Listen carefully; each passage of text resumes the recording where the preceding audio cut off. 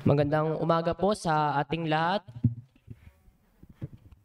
Ngayon po ay babasahin po natin ang aklat ng mga bilang or Numbers chapter 16 verse 1 to 40. Kung inyo na pong nahanap ay sabayan niyo po ako sa aking pagbasa. Verse 1. Si Korah na anak ni Izhar, na anak ni Kohat, na anak ni Levi, kasama sina Datan at Abiram na mga anak ni Eliab at Sion na anak ni Pelet na mga anak ni Ruben, ay kumuha ng mga tao. Sila'y tumindig sa harap ni Moises na kasama ng ilang mga anak ni Israel. Sila'y 250 pinuno sa mga lalaking kilala at pinili mula sa kapulungan. Sila'y nagtipon laban kina Moises at Aaron at sinabi sa kanila, "Sumusobra na kayo, ang buong kapulungan ay banal. Bawat isa sa kanila at ang Panginoon ay nasa gitna nila. Bakit nga ninyo itinataas ang inyong sarili sa kapulungan ng Panginoon?" Nang marinig ito ni Moises, siya ay nagpatira pa. At sinabi niya kay Korah at sa kanyang buong pangkat, sa kinaumagahan ay ipapakita ng Panginoon kung sino ang kanya, at kung sino ang banal, at kung sino ang papalapitin niya sa kanya. Sa makatuwid, ang piliin niya ay siyang kanyang palalapitin sa kanya. Gawin ninyo ito, kumuha kayo ng mga suuban, si Korah at ang kanyang buong pangkat. Lagyan ninyo ng apoy at patungan ninyo ng insenso bukas sa harap ng Panginoon, at ang taong piliin ng Panginoon ay siyang banal. Lumalabis na kayo, kayong mga anak ni Levi. At pinakita ni Moses kay Korah, "Pakinggan ninyo ngayon, kayong mga anak ni Levi.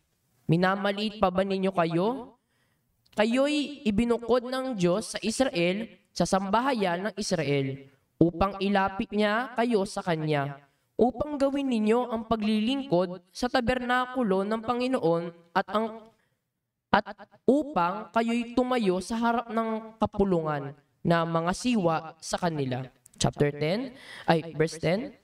At inilapit kanya at ang lahat ng iyong mga kapatid na mga anak ni Levi, at inyong hinahangad pa ang pagkapari.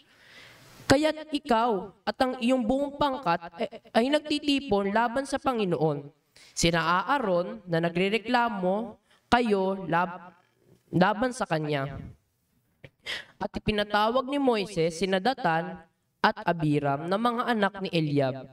Ngunit kanilang sinabi, "Hindi kami pupunta. Maliit na bagay pa ba na kami ay iyong pinaalis sa isang lupain na dinadaluyan ng gatas at pulot, upang kami ay patayin sa ilang at gawin mo pa ang iyong sarili sa aming pinuno? Bukod dito'y hindi mo kami dinala sa isang lupain na dinadaluyan ng gatas at pulot. Binigyan mo kami ng manang bukid at mga ubasan. Dudukitin mo ba pati ang mga mata ng mga taong ito? Hindi kami pupunta." At sinabi ni Moises, at si Moises ay galit na galit at sinabi sa Panginoon, "Huwag mong igalang ang kanilang handog. Hindi ako kumuha ng asno sa kanila, ni gumawa ng masama sa kanino man sa kanila." At sinabi ni Moises kay Korah, "Humarap ka bukas at ang iyong buong pangkat sa Panginoon, ikaw, sila at sila Aaron. Kumuha ang bawat isa ng kanyang suuban at lagyan ninyo ng insenso at dalhin ninyo sa harap ng Panginoon na bawat isa'y magdala ng kanyang suuban na 250 suuban. Ikaw naman at si Aaron, bawat isa sa inyo'y may kanyang suuban." Kaya't kinuha ng bawat isa ang kanyang suuban at kanilang nilagyan ng apoy at kanilang pinatungan ng insenso, at sila'y tumayo sa pintuan ng toldang tipanan na kasama ni Moises at Aaron.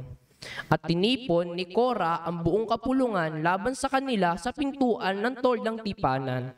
At ang kaluwalhatian ng Panginoon ay nagpakita sa buong kapulungan. Verse 20, nagsalita ang Panginoon kay Moises at kay Aaron na sinasabi, humiwalay kayo sa kapulungang ito upang malipol ko sila sa isang iglap. Sila'y nagpatira pa at nagsabi, O Diyos, na Diyos ng mga espiritu ng lahat ng laman, sa pagkakasala ba ng isang tao ay magagalit ka sa buong kapulungan? Nagsalita ang Panginoon kay Moises na sinasabi, sabihin mo sa kapulungan, lumayo kayo sa palibot ng tirahan ni Korah, Datan at Abiram. At sina Moises ay tumayo at bumaroon kina Datan at Abiram, at ang matatanda sa Israel ay sumunod sa kanya. Sinabi ni Moises sa kapulungan, lumayo kayo, isinasamo ko sa inyo sa mga toldang ng masasamang taong ito, at huwag ninyong hawakan ng anumang bagay na sa kanila, baka kayo'y mamatay kasama ang lahat nilang kasalanan. Kaya't lumayo sila sa tolda ni Korah, Datan at Abiram. Sina Datan at Abiram ay lumabas at tumayo sa pintuan ng kanilang mga tolda kasama ng kanilang mga asawa, mga anak at mga bata. At sinabi ni Moises, dito ninyo makikilala na ako'y sinugo ng Panginoon na gawin ang lahat ng mga gawang ito, at ito'y hindi ko sariling kagustuhan. Kung ang mga taong ito ay mamamatay sa karaniwang kamatayan ng lahat ng tao, o dumating sa kanila ang likas na kapalaran ng tao, hindi nga ako sinugo ng Panginoon. Verse 30, ngunit kung ang Panginoon ay lumikha ng isang bagong bagay at ibuka ng lupa ang kanyang bibig at sila'y lamunin, kasama ang lahat ng nauukol sa kanila, at sila'y buhay na ibaba sa Sheol, inyo ngang malalaman na hinamak ng mga taong ito ang Panginoon. Nangyari nga, pagkatapos na masabi niya ang lahat ng salitang ito, ang lupa na nasa ilalim nila ay nahati. At ibinuka ng Panginoon, pasensya na po, at ibinuka ng lupa ang kanyang bibig at nilamon sila at ang kanilang mga sambahayan at ang lahat ng lalaki ng kabilang kay Korah at lahat ng kanilang ari-arian. Ano pat sila at lahat ng kabilang sa kanila ay buhay na bumaba sa Sheol, at sila'y pinagsarahan ng lupa at sila'y nalipol mula sa sambahayan. Ang buong Israel ay nasa palibot nila ay tumakas sa sigawan nila sapagkat kanilang sinabi, baka pati tayo'y lamunin ng lupa.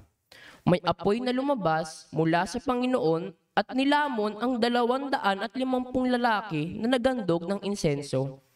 Nagsabi ang Panginoon kay Moises na sinasabi, sabihin mo kay Eleazar na anak ng paring si Aaron na kanyang kunin ang suuban mula sa sunog at magkalat ng apoy doon, sapagkat mga banal iyon.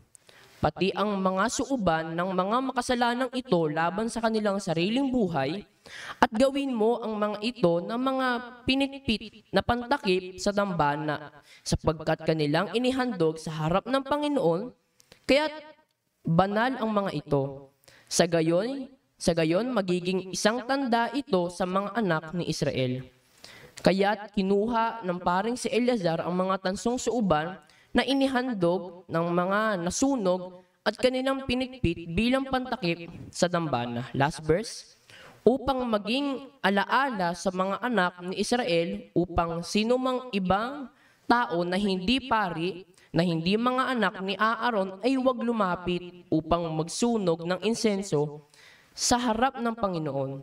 At nang huwag maging tulad ni Korah at ang kanyang mga kasama, gaya ng sinabi ng Panginoon kay Eleazar sa pamamagitan ni Moses. Tatawag ko po si Pastor George. Maraming salamat.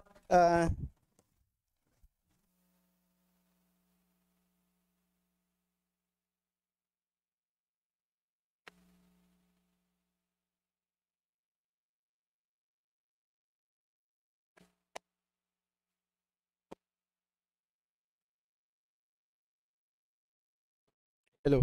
Ayan. Sorry. Maraming salamat, Rain, sa in-spare mo yung aking boses doon sa pagbasa ng napakahabang mga talata dito sa chapter 16. At ito ay sa pagpapatuloy ng ating pag-aaral sa Book of Numbers na siyang pinamagatan nating God in the Wilderness. Sa tingin ninyo, ano ang mangyayari kung ang hindi matitinag na bagay ay bumangga o banggain ng hindi mapipigilang puwersa?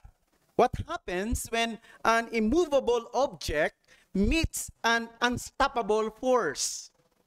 Now, alam nyo, maraming beses ko nang narinig ang tanong na yan sa nakaraan, at maging ang science ay hindi nakapagbibigay ng isang sensible answer sa sagot sa tanong na yan. Para bang tulad yan ng isang Chinese ancient story patungkol sa isang lalaki na nagbebenta ng may pagyayabang doon sa kanyang espada daw, isang espada na kaya daw tusukin o pasukin ang lahat ng bagay. Kaya binibenta niya yon. Meron pa siyang isang ibinibenta, isang kalasag na hindi daw kayang pasukin o baunan ng anumang bagay. Sabi nung tao na pinagbebentahan, na kung saan nagbebenta, may isang tao na lumapit sa kanya, sabi niya, paano kung yung binibenta mong espada na kayang pasukin ng lahat ng bagay ay makaharap yung kalasag na binibenta mo na hindi naman kayang pasukin ng anumang bagay? Naguluhan bang utak nyo sa sinasabi ko? Ang punto ron, mga kapatid, siyempre hindi niya kayang sagutin yon. Ang punto dyan ay, it is because a certain force can be unstoppable when it has an infinite amount of energy. Ibig sabihin, para ang isang bagay ay hindi matinag, sabi ng science, kinakailangan meron siyang infinite, walang limitasyong lakas, no? Para hindi siya matinag, no? At sa kabilang bahagi naman, para ang isang puwersa ay kayang tuminag naman ng anumang bagay, kailangan naman siyang merong infinite energy. Meron siyang walang limitasyong lakas. At saan niya kukunin yun? Saan niya kukunin yun? Saan niya kukunin yung infinite energy sa ating physical universe? And even science would say that we cannot, no?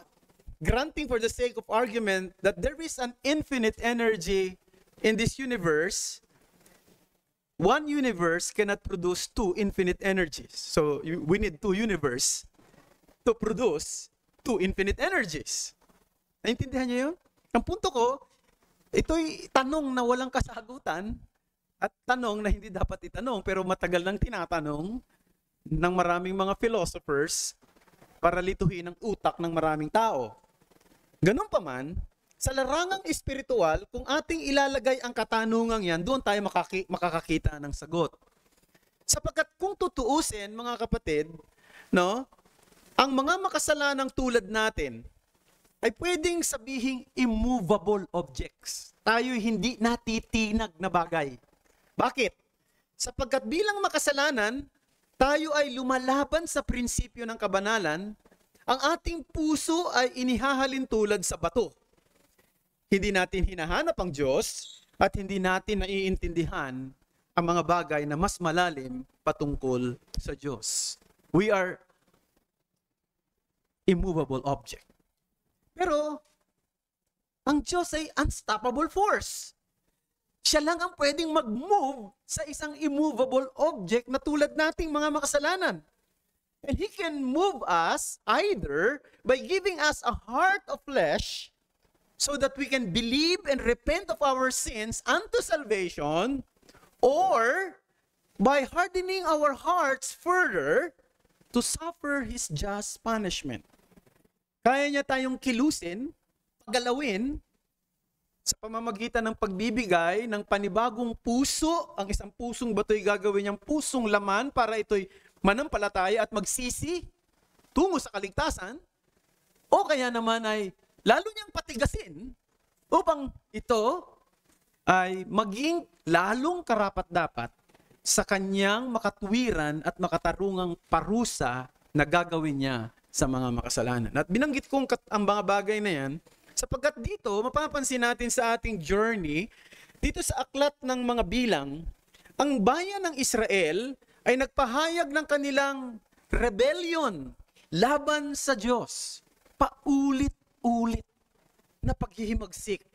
Bagamat ang Diyos ay nagpapakita ng paulit-ulit na pasensya sa kanila at kabutihan sa kanila. Marami siyang ginawang mabuti. Ngunit patuloy pa rin sa pagsuway ang bayang ito. Bakit natin sabihin, parang immovable object itong children of Israel. Nevertheless, God can move them.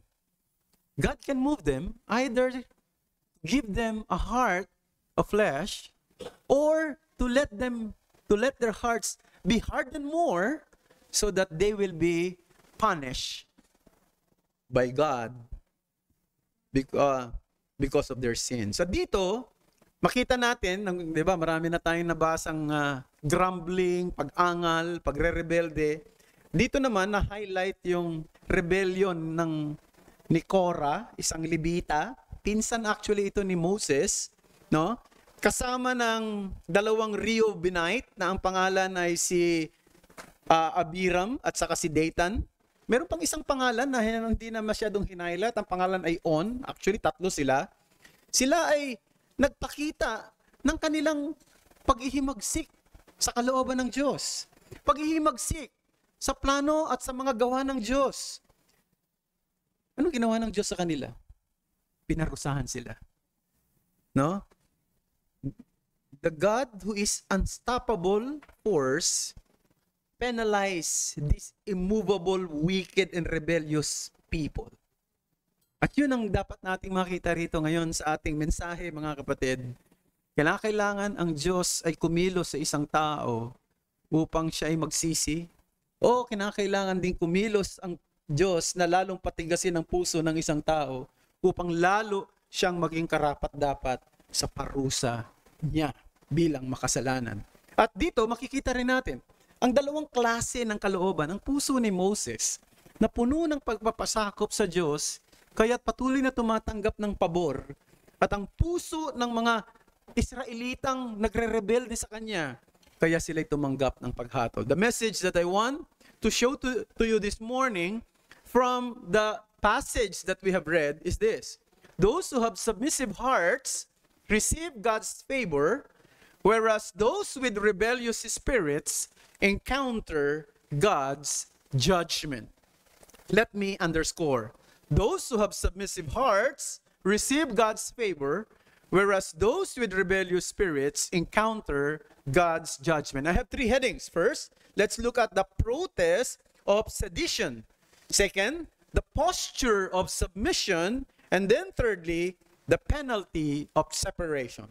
So, tingnan natin ito one by one. First, the protest of sedition. So, merong grupo ng mga rebelde sa bayan ng Israel. Ang isa ay pinangunahan ng isang Levita na ang pangalan ay si Korah. No? Yung Korah na ito ay babae, lalaki, hindi ito babae. At tatlong Reubenita, bagamat ang hinighlight lang dito ay yung dalawa. Yung isa ang pangalan ay On, at wala na tayong nalaman sa kanyang pangalan, binanggit lang siya sa verse 1. At ang dalawa ay dalawang Reubenites, mga mula sa tribo ni Reuben, ang pangalan ay si Dathan at saka si Abiram. At pagkatapos, meron pang 250 na mga tao, mga lalaki galing sa well-known community, mga community leaders. No? Mga well-known community leaders ito. Ang nagpahayag ng kanilang complaint, no? Sa harapan ni Moses at nagpakita ng kanilang disaffection. Alam mo, pagka ang tao merong disaffection sa isang tao, no? Nauuwi yan doon sa rebellion. Tama ba? Disaffection most of the time will lead to rebellion. And this is what happened in verse 3. They assembled themselves together against Moses and against Aaron and said to them, "You have gone too far, for all in the congregations are holy, every one of them, and the Lord is among them. Why then do you exalt yourselves above the assembly of the Lord? So dito, meron silang alleged complaint, meron silang alleged accusation kay Moses at kay Aaron. First, ano yung paratang nila? They are doing offense in their leadership. Lumalabag na sila sa kanilang pagiging leader. They told Moses and Aaron, verse 3, you have gone too far. Sumobra na kayo. Pag sinabing sumobra na kayo, ibig sabihin lumabag na kayo. No? You have exceeded your authority. And that is offense in your leadership. So parang sinasabi nila, parang yung ginagawa ni Moses sa ni Aaron ay hindi na naaayon sa batas ng Diyos. Hindi na naaayon sa panuntunan na tinuro ng Diyos. That against na doon sa rule ng Panginoon. Pero paano nila naisip yun? What made them think that they know God's will better than Moses and Aaron? Hindi ba alam natin na ang Diyos ay naghahayag ng kanyang kaisipan at kalooban hindi sa buong bayan ng Israel, kundi sa isang partikular na pinili ng Diyos na magiging daan ng kanyang kapahayagan. At yan ay si Moses. Si Moses ang nagsasabi sa bayan kung ano ang kalooban ng Diyos. Hindi nila naririnig ang tinig ng Diyos. Si Moses ang kinakausap ng Diyos. Si Moses ang kinakausap niya at hindi ang buong bayan at nalalaman ng buong bayan ang kalooban ng Diyos at ang batas ng Diyos sa pamamagitan ni Moses. Paano nila nasabi na lumalabag si Moses at mas alam nila kung ano ang kalooban ng Diyos at batas ng Diyos kaysa kay Moses?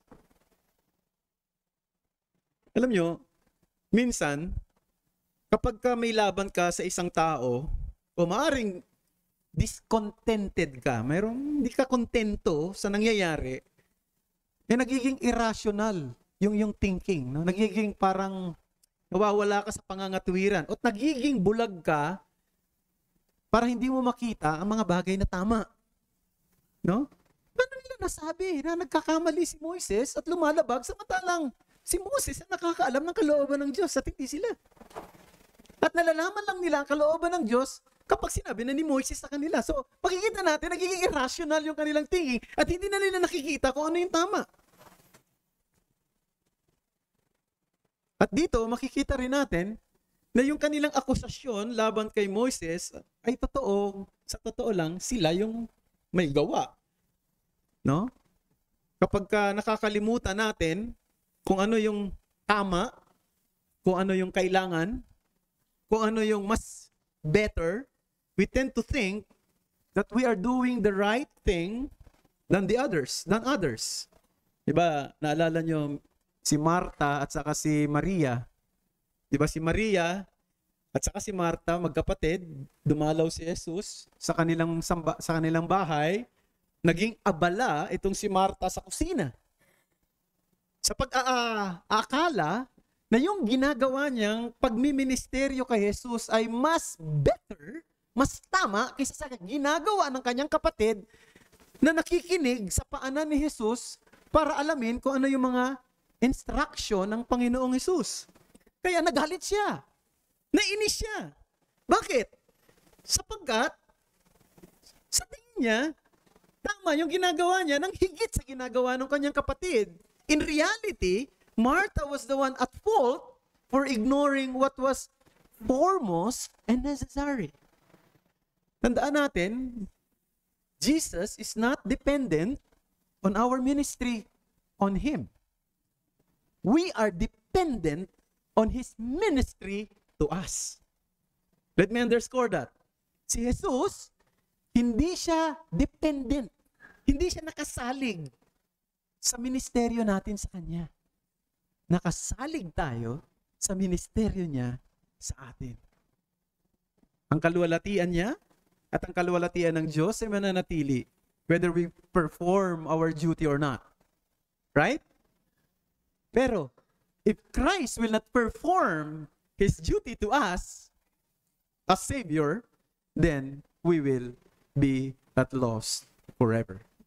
So yun ang akusasyon. Offense in leadership. But not only that, isa pa sa mga akusasyon nila ay alleged overbearing leadership. Overbearing leadership. Yung para bang pag sinabing overbearing, para bang tingin ni Moses daw, siya ay mas superior sa kanilang lahat. Diba? Yun ang sinabi rito. Alam nyo, minsan para ipinta mo ang akusasyon mo laban sa ibang tao, itinatago mo yung totoo mong motibo. Huh? Halimbawa, katulad nito, para bang yung sinasabi nila rito, parang sinasabi nila, concern lang naman kami sa kung ano yung tama eh. Samantalang ang buong bayan ng Israel ay banal. Bakit masyado mong tinataas ang sarili mo kaysa sa assembly na ito? No, parang sinasabi niya, mali yan. Yumayabang ka na. Hindi ba't dapat pantay-pantay tayo? Parang ganyan, ano? Kung titingnan mo, parang tama naman. Kung titingnan mo, parang okay naman yung kanilang akusasyon.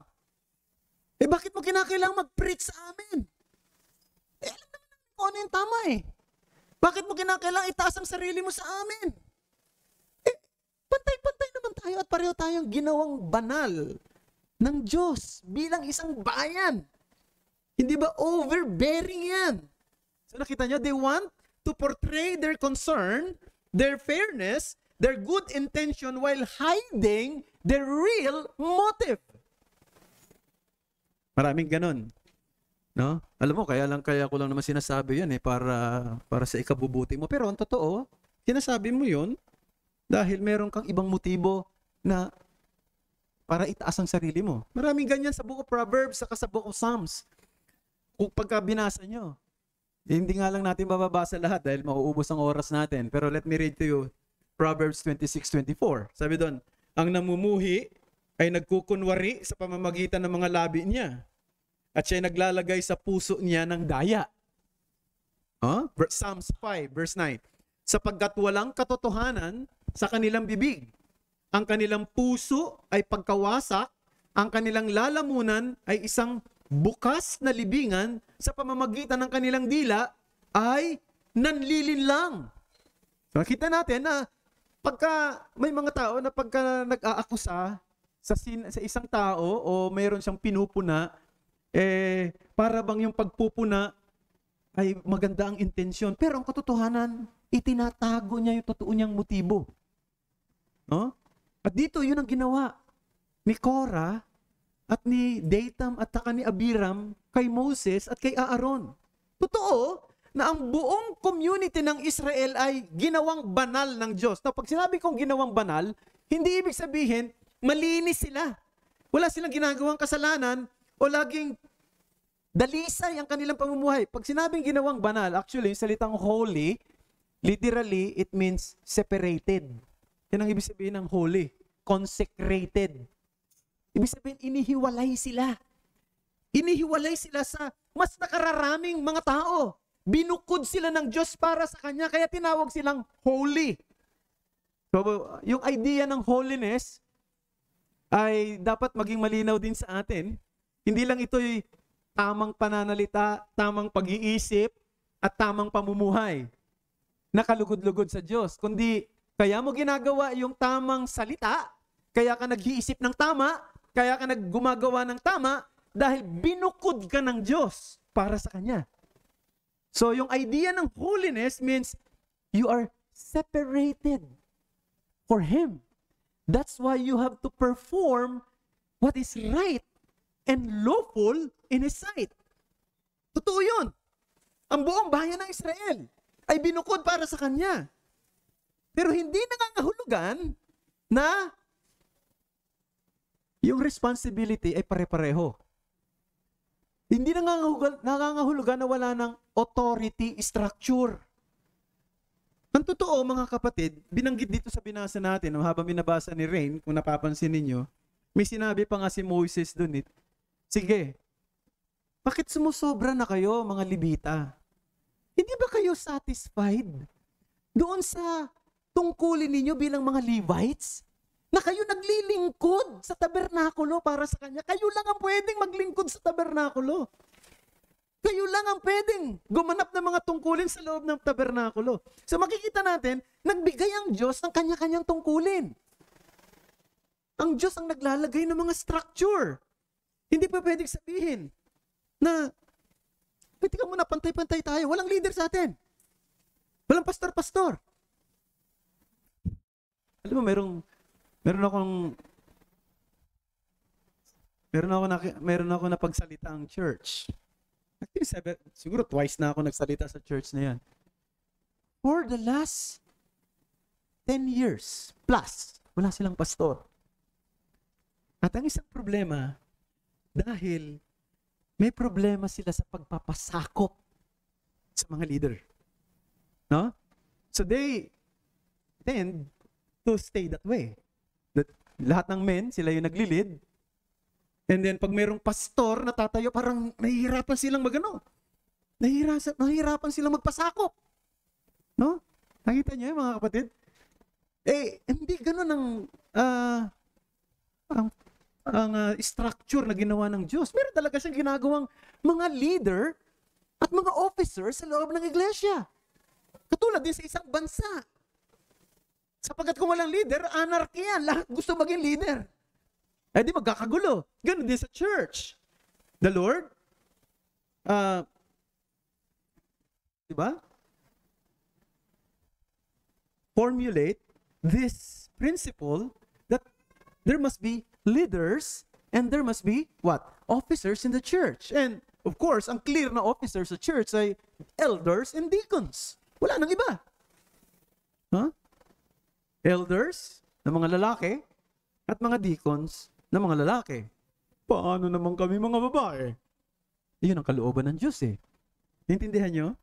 Pwede naman kayo mag-lead sa ibang bagay, pero hindi sa church. Hindi tuwing nagtitipo ng iglesia, kundi sa tuwing, pwede naman kayo maging leader sa inyong mga tahanan. No? Pwede kayo maging leader sa inyong mga anak. Pwede kayo maging leader sa ibang bagay, pero when the church gathers together, men should be the leader. And most particularly, the officers are men who are called to be elders and deacons. So, meron talagang structure. Pero, dito makikita natin, parang, sabi nila, tika muna, dapat pantay-pantay tayo. Pero ang katotohanan, tinatago nila sa puso nila. Ano yon? Gusto nila yung leadership ni Aaron. Gusto ni Korah at ng mga kapwa niya Levita na makuha yung religious authority ni Aaron bilang pare. Sapagkat yung priesthood ay na kay Aaron at sa kanyang mga anak lang. At gustong makuha ni Dathan at ni Abiram yung leadership naman ni Moses, yung civil authority ni Moses. Makikita natin yan sa verses 12 to 14. Yung sabihin nila na, tika muna, sumusobra ka na eh. Pinangako mo sa amin na dadalhin mo kami sa lupang pangako. Hanggang ngayon, nandito pa rin kami sa ilang. So, ayaw na namin sa'yo. Kaya ba't nung pinatawag sila ni Moses, ayaw nilang lumapit?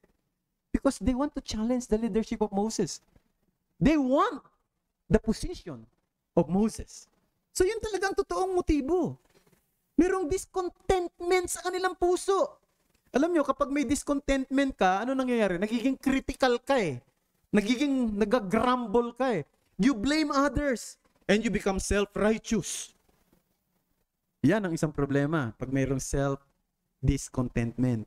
Pero kung mayroong spiritual contentment, iba ang makikita sa iyo. Ano yon? Yung gratitude, pasasalamat. Diba? Tumanggap tayo ng isang pabor na hindi tayo nararapat. Yung biyaya na hindi kakarapat dapat. Di anong dapat na maging ugali ng isang taong nakaunawa ng kaligtasan? Gratitude. Pasasalamat. Diba? At hindi lang yun. Dapat masaya tayo sa kagalaka. Maging masaya tayo sa pagpapala ng iba.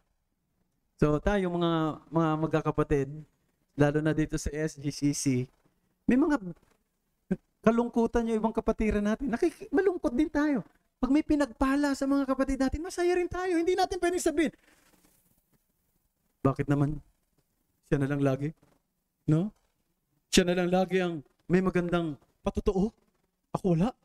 O kaya naman, pagka may nakikita mong, halimbawa, pinagpala yung business niya o pinagpala yung trabaho niya, imbis na matuwa ka, nainggit ka pa, o maaaring nag-isip ka pa ng hindi maganda. Siguro kaya pinagpapala yung negosyo niya, may pandaraya na ginagawa. Kung nag-isip ka pa ng hindi maganda, laban doon.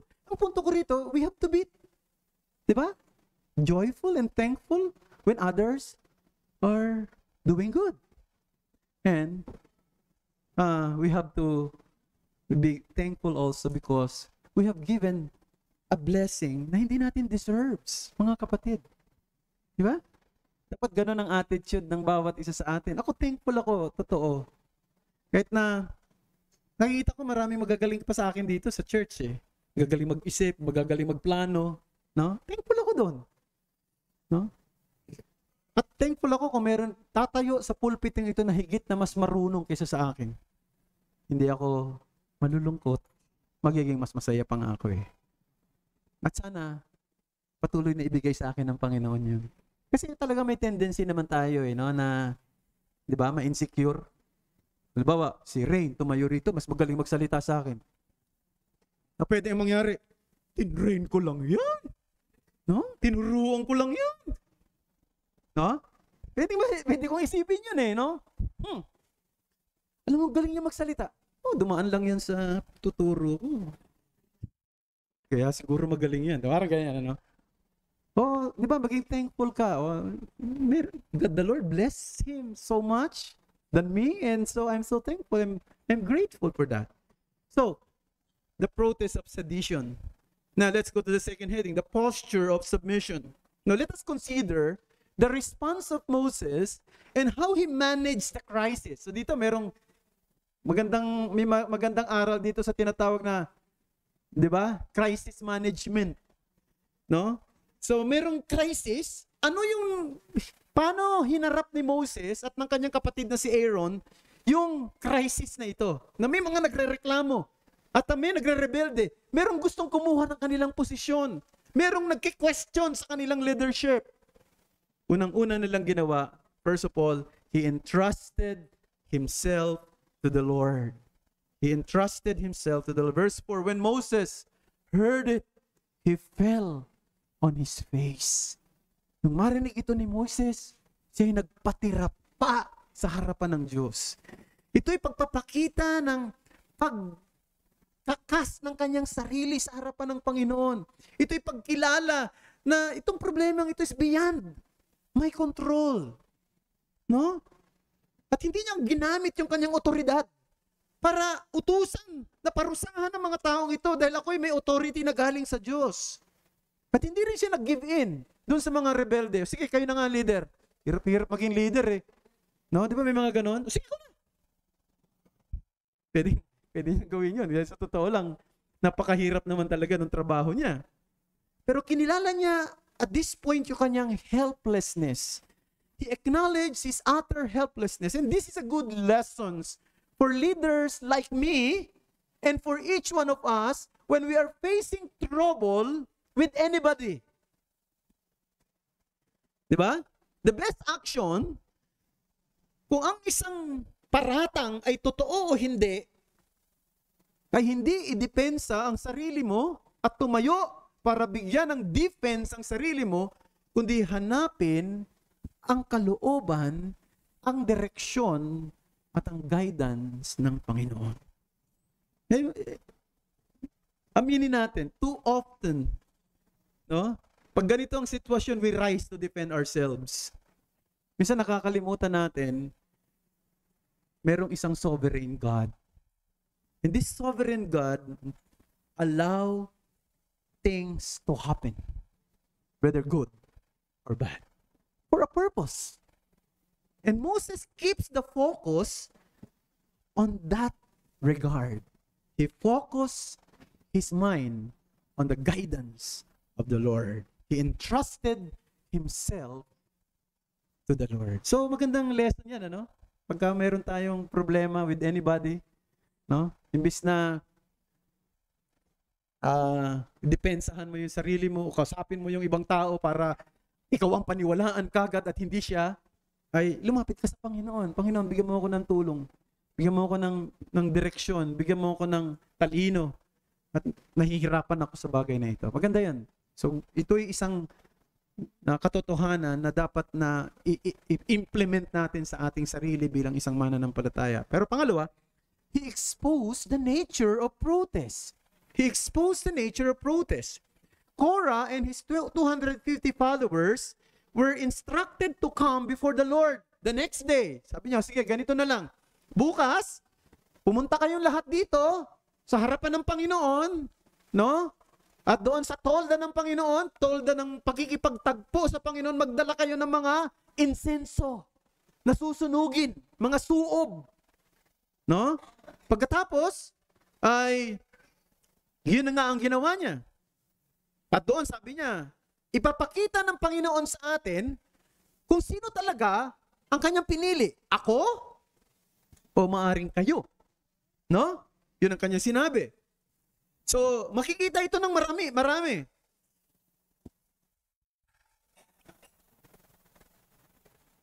At dito, makikita natin, sumunod sila doon sa instruction.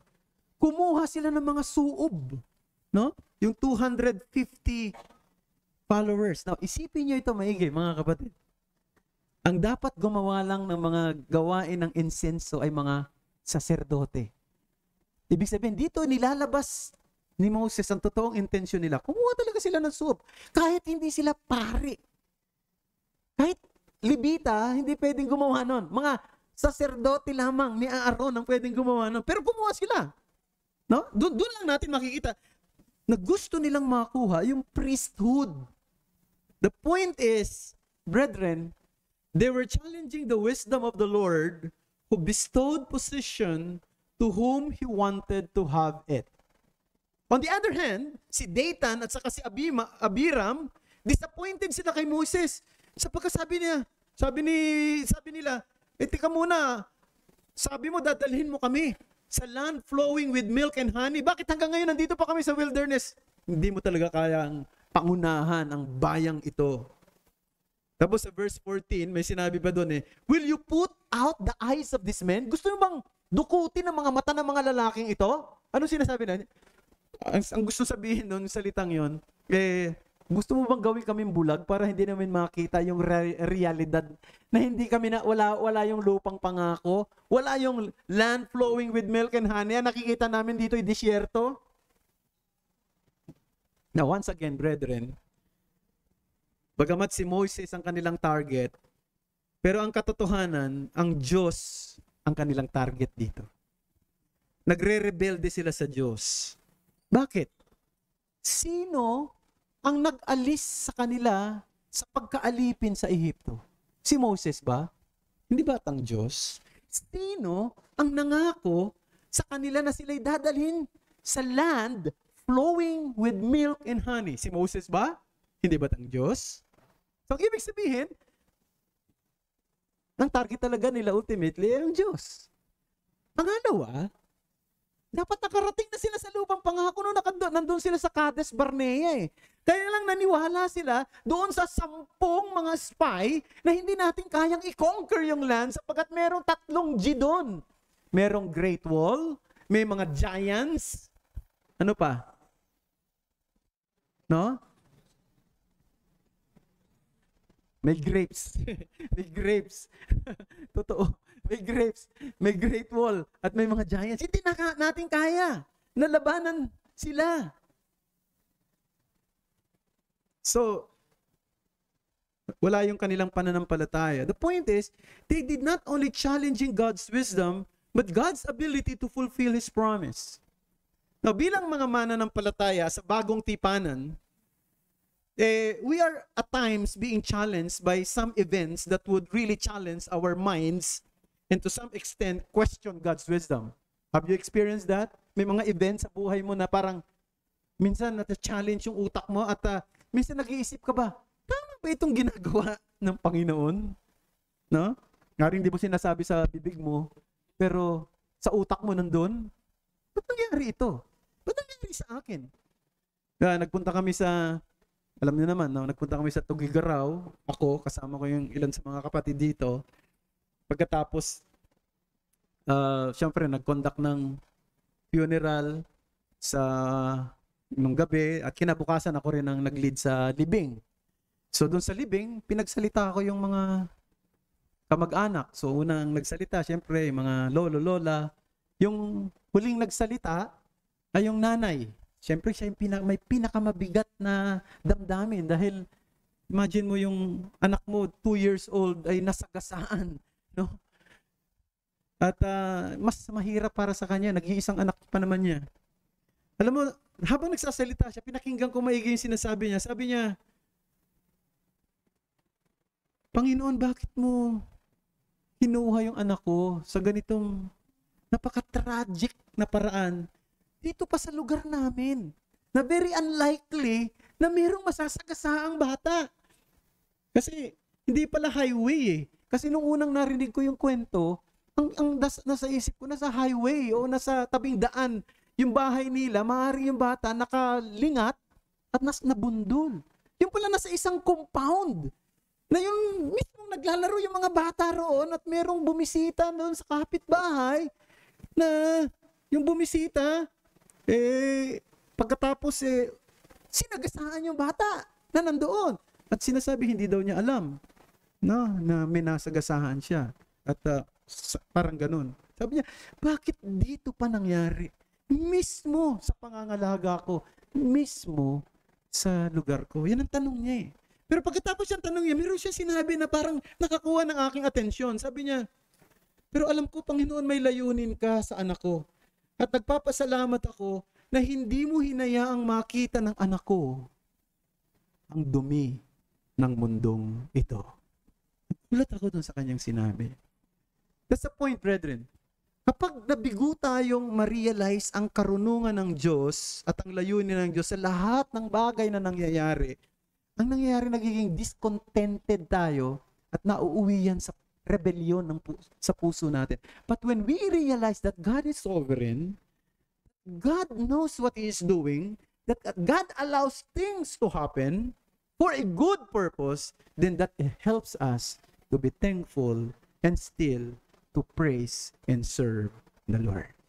Just like Job, di ba? The Lord gave, sabi niya, the Lord takes away. Blessed be the name of the Lord. Now let's go to the last heading, the penalty of separation. So the following day, Korah and his followers appeared before the tent of meeting. Akala nila, pagharap nila doon, yung kanilang kaso ay i-honor ng Panginoon at ibababa ng Panginoon si Moses sa kanyang posisyon. Pero contrary, doon sa kanilang inaasahan, pinarusahan sila ng Diyos.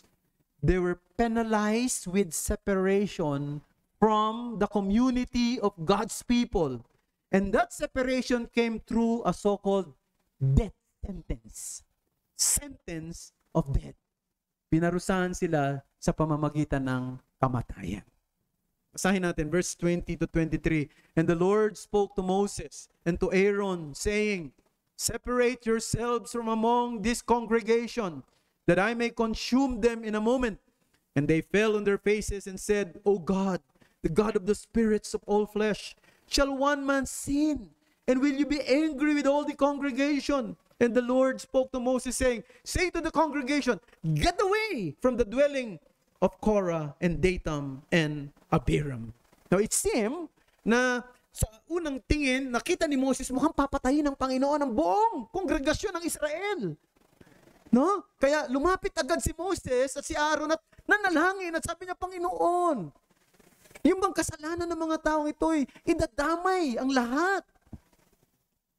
Kaya, anong sabi ng Panginoon? Sige, humiwalay kayo sa mga taong ito. Humiwalay kayo kay Korah at sa 250 men. Humiwalay kayo kay Dathan at kay Abiram. No? Yung judgment, magiging plain daw sa lahat. Kapag ka sila'y namatay, tulad ng kamatayan ng pangkaraniwang tao, ibig lang sabihin, ang tamang leader ay hindi si Moses, kundi sila. Pero kung sila'y mamamatay, nalalamunin sila ng lupa, ibig sabihin, sila'y pinarurusahan ng Panginoon at sila ay nagpakita ng kanilang rebellion at they despise the will of the Lord. Verse 30. And that's exactly what happened to these rebels. Sabi ron ay, bumuka daw yung lupa eh. At nilamon si Korah ang kanyang pamilya. Kasama si Dathan at saka si Abiram at ang kanilang mga pamilya. At yung 250 men na mayroon dala-dalang mga insenso, ano sabi? Sinupok sila ng apoy ng Panginoon at silang lahat ay namatay. Verse 35. Dito pinapakita na ang Diyos ay Diyos ng katarungan. He will not leave the guilty unpunished. Na bagamat hindi natin nakikita yung mga dramatic judgment na ito sa panahon natin ngayon, hindi natin pwedeng i-dismiss na ang kwentong ito ay old legends in the context of the modern day. Di ba? Ay, old legend na yan. Wala nang ganyan ngayon. Pero nais ko sabihin mga kapatid, patuloy na ginagawa ng Panginoon ang paghihiwalay ng mga tao na hindi para sa Kanya sa bayan ng Diyos. At patuloy niyang iniingatan ang kanyang mga mananampalataya para sa kanyang sarili hanggang sa araw ng paghatol. Basahin natin 2 Peter chapter 2 verse 9. Then the Lord knows how to rescue the godly from trials and to keep the unrighteous under punishment until the day of judgment. Merong araw ng pagsusulit. Hindi yan sikreto, hindi yan lihim, at maaring ang ilan sa atin ay malapit nang humarap doon. Ang tanong ay na dapat sanang sagutin nating lahat ngayon. Where will you spend eternity? Where will you spend eternity? Saan mo gugugulin ang pagharap mo sa kawalang hanggan? Alam niyo, higit na mahalaga yung tanong na yan kaysa doon sa tanong na where will you spend the next 50 years of your life? Siguro ganun ang tanong ng mga mas bata rito. Paano ko ba gugugulin yung mga siguro kung mabubuhay ka ng 50 taon? Pero yung iba rito, hindi na sigurado mabubuhay ng ganyan. Mang ilan sa atin dito, ilang taon na lang ang natitira. No? Saan natin gugugulin yung mga natitirang panahon na yun? Higit na mahalaga ang tanong na, saan mo gugugulin ang pagharap mo sa kawalang hanggan? Ang buhay natin dito sa mundo, kahit umabot ka pa ng 100 taon, tulad ni Kuya Rico na nag-celebrate nung Sunday ng 100 years, ng 100-year birthday. Kuya Rico, happy birthday kung nakikinig ka sa amin. No? Di mo pa kami naiimbitahan. No? Kahit na 100 taon ka babuhay, alam nyo ba, ang pagtungo ay parang isang araw lang yan going to eternity. No? Gaano ka man kahaba na buhay sa mundo, it is like a one-day journey patungo sa eternity. Tandaan natin yan lahat, mga kapatid. But many of us here would spend much time thinking and working for what? For this present life than eternal things. We have to admit that. And I am also guilty of that. Mas lagi mong iniisip yung ngayon, hindi yung kawalang hanggan. Merong quotation na gusto kong i-quote mula kay John Chrysostom, isa sa mga church father na naging pastor sa Constantinople noong 5th century. Constantinople, yan yung Istanbul sa panahon natin ngayon. Sabi niya, if you knew how quickly people would forget you after your death, you will not seek anyone to please but God. Right? Maikli lang ang buhay. Pag namatay ka, magdadalamhati sigurado yung mga tao, maaaring 1 linggo, buwan, maaaring taon.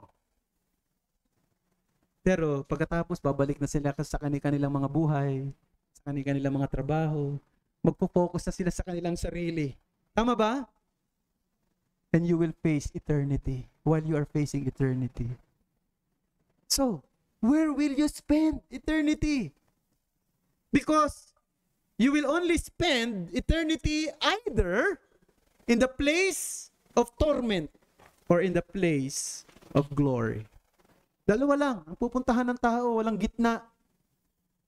Lugar ng kaparusahan na walang hanggan, lugar ng kalwalhatian na walang hanggan. Doon sa lugar ng kaparusahan, na ito'y lugar na ikaw ay mahihiwalay sa pabor at kagalakan ng Diyos magpakailanman. Ito'y lugar na ang sakit at paghihirap ay hindi ka masasanay o hindi mauubos, kundi ito'y mararamdaman mo bawat sandali magpakailanman. Huwag mong patigasin ang puso mo. Kung wala ka pa sa Panginoon ngayon, huwag mong gawing simple ito. Seryoso ito. At ang paraan lamang para maharap mo ang isang Diyos na naghahatol sa mga makasalanan ay magkaroon ka ng isang tagapagligtas na walang kasalanan. Yan ay walang iba kundi si Jesus. Si Jesus, tinanggap niya yung parusa na hindi dapat para sa atin. Para hindi na tayo hatulan. Kaya dapat lumapit ka sa Kanya. Alam nyo, parang nung nasi Jesus sa krus, para siyang nilamon ng kamatayan. Hindi lang katulad ni Datam at saka ni Abiram at ni Korah, nilamon sila dahil sa kanilang rebellious heart. Si Jesus Christ nilamon ng kamatayan dahil He is a willing sacrifice for the sins of others. So, lumapit ka sa Kanya. No? Kailangan mo ng tagapamagitan. Alam mo si Moses, tagapamagitan siya sa Israel. Kaya napansin nyo, noong nanalangin si Moses para sa bayan ng Israel, tinugon ng Panginoon. Hindi niya pinarusahan yung buong kongregasyon. In-spare niya yung buong congregation doon sa naranasan ni Korah, ni Datam at saka ni Abiram. Di ba? Pero alam mo, kailangan natin ay higit pa kay Moses. Kasi si Moses, hindi rin niya nadala yung buong Israel sa lupang pangako kasi nagkasala rin siya. Hindi siya nakarating sa lupang pangako . Ang kailangan natin, yung higit kay Moses. At yan ay walang iba kundi si Jesus Christ. At yung ginagawa ni Moses na mediatorial work during his time points us beyond themselves to the one who has yet to come, and He is none other than Christ. Yan ang ginawa. Kaya yung ginagawa na mediatorial work, intercession, nakapoint yun kay Christ. Si Christ talaga yung ultimate mediator. Si Christ talaga yung ultimate intercessor. Siya yung nagsakripisyo ng husto para sa atin. At sino mang mananampalataya at magtitiwala sa Kanya ng merong pusong nagsisisi, ay hindi lamang babaguhin ng Diyos, kundi ilalagay niya sa daan patungo sa walang hanggang kalwalatian. Sana isa ka doon. Kung hindi, wag mo nang patagalin pa. Don't make a delay. Take it seriously. Come to Christ now. Come to Christ while there is yet. Let us pray. Panginoong Diyos, salamat po sa mga salita mong napagbulayan namin sa umagang ito. Sulat mo ang mga katotohanan to sa puso namin. Tulungan mo na ma-realize namin lagi na napakalaki ng pagpapala namin tinanggap sa inyo. Huwag mong hayaan na yung discontentment na sa puso namin ay laging mananatili sapagkat madalas pag mayroong discontentment, nauuwi ito sa rebellion ng aming kalooban. We pray, help us to be contented, help us to have this joy in our hearts na you have given us the blessing far beyond our imagination, the blessing of salvation in Christ. And help us, Lord, to be thankful also when our fellow Christians are doing good, performing well, or being blessed more than us. Help us, Lord, to be thankful, to be joyful with them, to rejoice with them.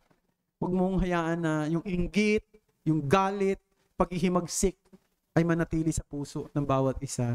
Dalangin ko rin, Panginoon, na kung meron dito na wala pa sa iyo, ipuin mo, kilusin mo, at siya'y lumapit kay Kristo. Si Kristo na tunay na kailangan ng mga makasalanang tulad namin. Si Kristo na ang kanyang pangalan ay hindi lang matamis, kundi ang kanyang mga ginawa sa mga makasalanan ay matamis at kalugod-lugod sa inyong harapan. Siya lamang ang katanggap-tanggap at kailangan naming magkaroon ng isang tagapagligtas na katanggap-tanggap sa inyong harapan. Marami pong salamat. Ito ang aming dalangin sa ngalan ni Jesus. Amen.